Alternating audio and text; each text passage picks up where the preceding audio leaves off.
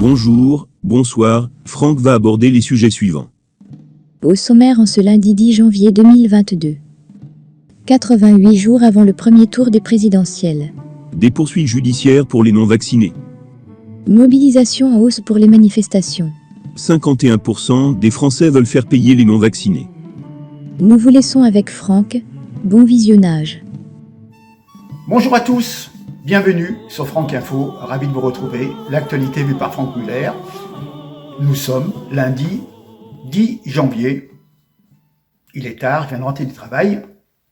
Mais je voulais quand même vous faire part de deux éléments. Un élément très très important. Il y avait une tribune dans le Parisien. Deux personnes ont écrit « Ils militent pour des poursuites judiciaires à l'encontre des non-vaccinés qui transmettraient éventuellement le virus et ceux qui colporteraient des fausses informations sur la pandémie du Covid-19. » Voilà. Le professeur David Majda, professeur d'hématologie à l'Université de Paris, et monsieur Benjamin Abraham Fellous, qui est avocat au barreau de Paris et qui était membre de la liste LREM En Marche pour les sénatoriales à Paris en 2017. Donc, vous voyez d'où vient le vent. Donc, ces gens-là estiment que le fait de ne pas être vacciné, c'est comme si vous étiez porteur du sida, c'est ce qu'ils mettent dans leur chronique, et que volontairement, vous auriez un rapport sexuel avec une personne sans vous protéger pour faire exprès de la contaminer.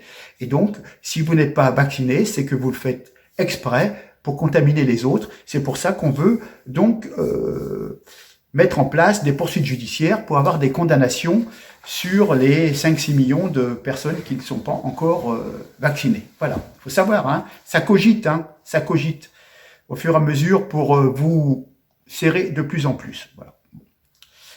Mais tout va bien en France, on est d'accord. Ouais, voilà. Donc, je vous ai montré la photo de ces deux messieurs qui veulent traiter les non-vaccinés comme des sous-citoyens. Bien, nous avons eu plusieurs manifestations contre le projet de passe vaccinal et les restrictions sanitaires qui se sont déroulées durant ce samedi à travers le pays. On nous dit 105 200 manifestants. Ah ben, ils ont bien compté. Ouais. Dans toute la France, dont 18 000 à Paris. 18 000 à Paris ? Eh ben, écoutez, je vous mets quelques images de samedi. À mon avis, il y avait plus que 18 000 personnes. Regardez bien. Alors, on est en train de parler plutôt de entre 100 et 400 000 personnes dans toute la France. Mais à Paris, certainement plus que 18 000. On regarde.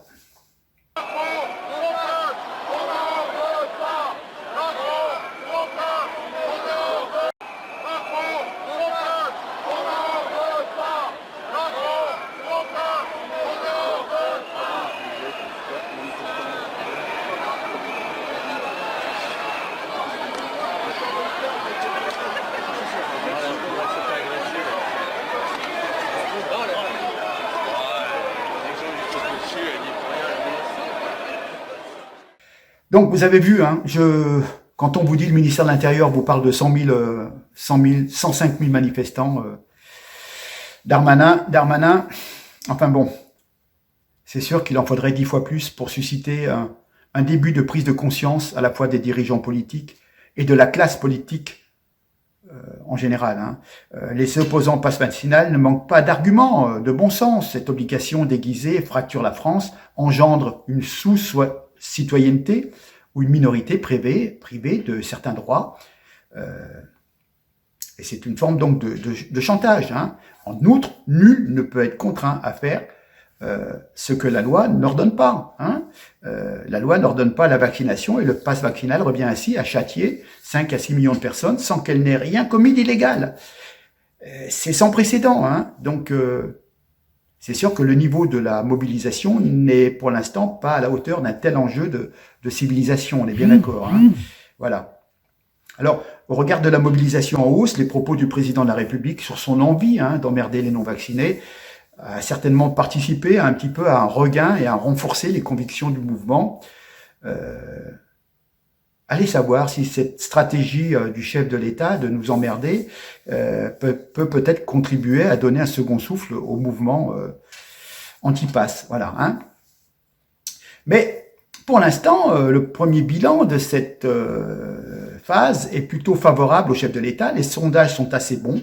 Au premier tour, les intentions de vote en sa faveur auraient soi-disant augmenté. Alors là, qu'il y ait 24 ou 26% de personnes qui veulent voter Macron, alors là, voilà. Hein, Une large majorité de Français, selon les sondages, approuvent le fond de son propos et une faible majorité en désapprouve la forme. Vous voyez, puisque il est clivant, il les met de son côté, hein, c'est dingue. Hein. C'est bien le fond qui est l'essentiel et conforte M. Macron. La majorité, l'ARM, est restée unie et l'opposition LR, la seule dangereuse dans un premier temps, s'est déchirée hein, en trois, hein, ceux qui sont pour, ceux qui sont contre et ceux qui ne se prononcent pas, qui s'abstiennent. Voilà. Hein. Provoquer, déchirer, exciter les passions font partie du jeu de Macron et lui permettent de se poser en protecteur de l'ordre et de plaire à son électorat conservateur, notamment les retraités, les cadres supérieurs. Voilà. Si le mouvement venait à prendre de l'ampleur, ça pourrait devenir inquiétant. Hein.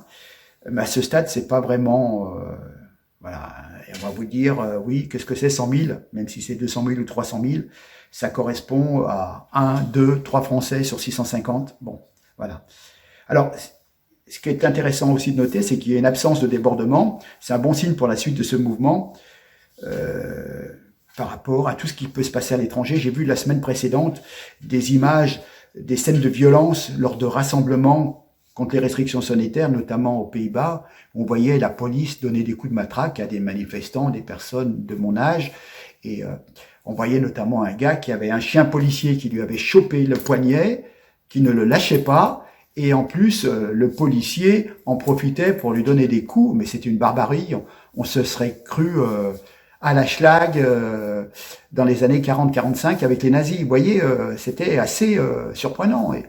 Et pas seulement qu'en Hollande, hein, dans d'autres pays aussi, très très violent, hein, très très violent. Donc effectivement, les organisateurs se sont montrés capables de maîtriser leurs troupes. Voilà. Mais le pays quand même, c'est à regretter, est plongé dans une profonde torpeur. Il est tétanisé par la communication du gouvernement, qui est profondément alarmiste, qui parle de raz-de-marée, de tsunami en ce qui concerne l'épidémie, et les médecins de plateau et les autres marchands d'apocalypse, si vous voulez, en rajoutent. Hein.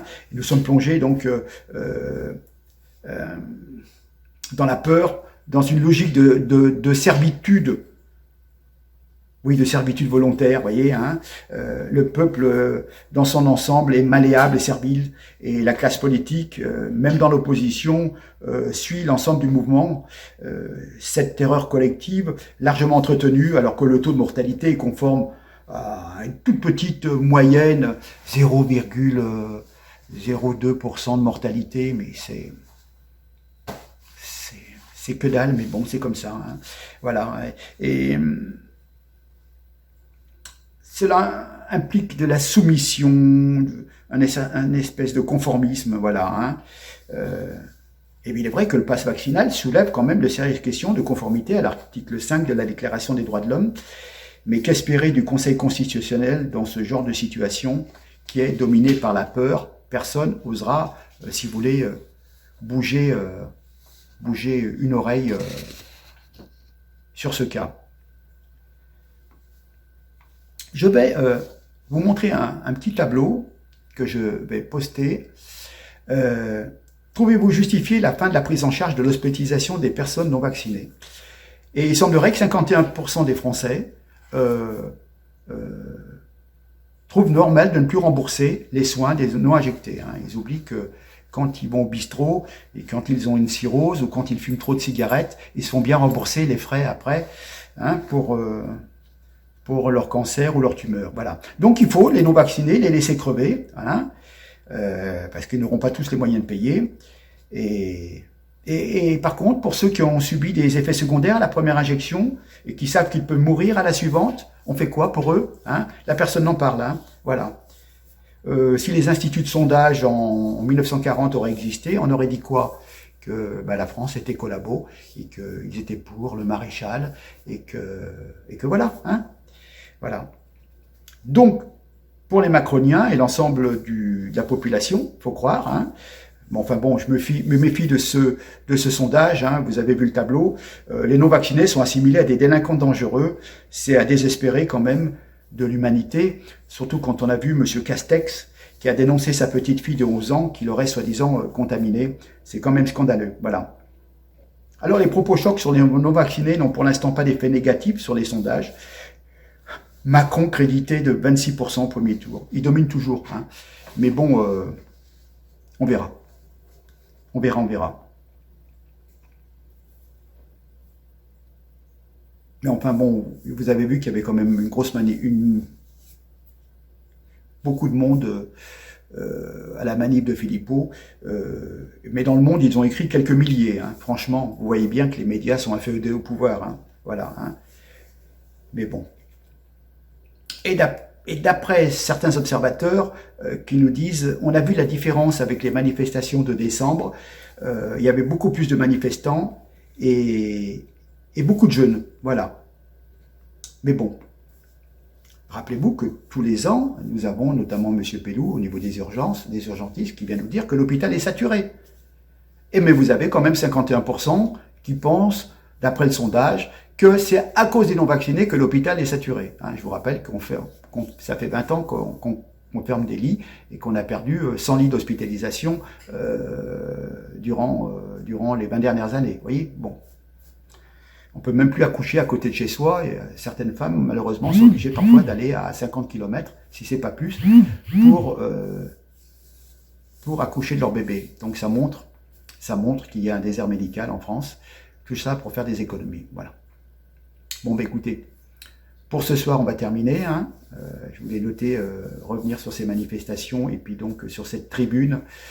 On veut pénaliser, donc peine de prison hein, aussi, peine judiciaire, amende, grosse amende pour les gens qui ne veulent pas se vacciner. Elle est belle, la liberté en France. Voilà. Bon, vous en savez un petit peu plus. On se retrouve très bientôt. En tous les cas, n'oubliez pas de partager et de nous apporter éventuellement un soutien financier. Ça sera bienvenu. Allez, sur ce, nous sommes lundi. Je pense que vous allez pouvoir voir cette vidéo mardi matin. Et puis, je vous souhaite une bonne journée. Et puis, je vous dis à très bientôt. Merci beaucoup. Au revoir.